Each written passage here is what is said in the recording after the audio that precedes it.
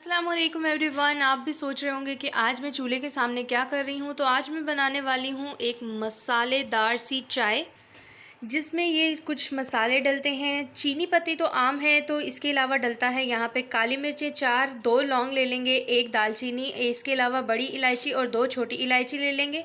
1 cup के करीब दूध लेंगे। ये मसाला चाय उन लोगों के लिए है जिनका गला ख़राब रहता है, खांसी रहती है, सर्दियों का मौसम है, तो ये शिकायतें हम सब के लिए आम हैं। सबसे पहले हम इन सब मसालों को क्या करेंगे, अच्छे से कूट लेंगे। मसाले हम तब तक कूटते हैं जब तक हम क्या करेंगे, पानी को उबाल लेंगे। पानी मैंने तकरीबन 1 कप के करीब रख लिया है। यहाँ पर मैं सारे मसाले पहले अच्छे से पीसूँगी और उसके बाद हम उसे चाय में शामिल करेंगे, ताकि इनकी तासीर और जो इनकी ख़ासियत है वो सब की सब चाय में अच्छे से हल हो जाए।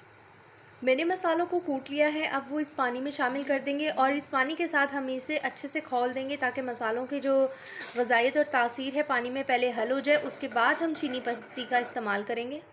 अब इसमें शामिल कर देंगे हम चीनी पत्ती, क्योंकि यहाँ पे पानी हमारा अच्छे से खौल चुका है। इसके अलावा हमने इसमें शामिल किया है 2 से 3 चुटकी के बराबर नमक। ये इसलिए ताकि अगर आपके गले में ख़राश है तो उसकी शिकायत भी दूर हो जाए। यहाँ पर हमारा कावा खौल चुका है, तो इसमें शामिल कर देंगे दूध। हम ये मसाला चाय बना रहे हैं इसलिए दूध का इस्तेमाल कर रहे हैं, लेकिन मैं आपको प्रेफर करूँगी कि दूध के बगैर अगर आप इसे पियेंगे तो ये ज़्यादा इफ़ेक्टिव होगा।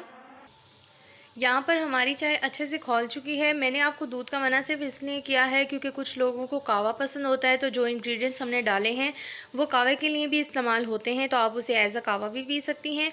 और इसके अलावा अगर आप चाय के शौकीन हैं तो मसाला चाय ज़रूर ट्राई कीजिएगा, ये बहुत ही टेस्टी बनती है। मैं अब आपको इसे कप में निकाल के दिखाती हूँ कि ये कितनी मज़ेदार बनी है।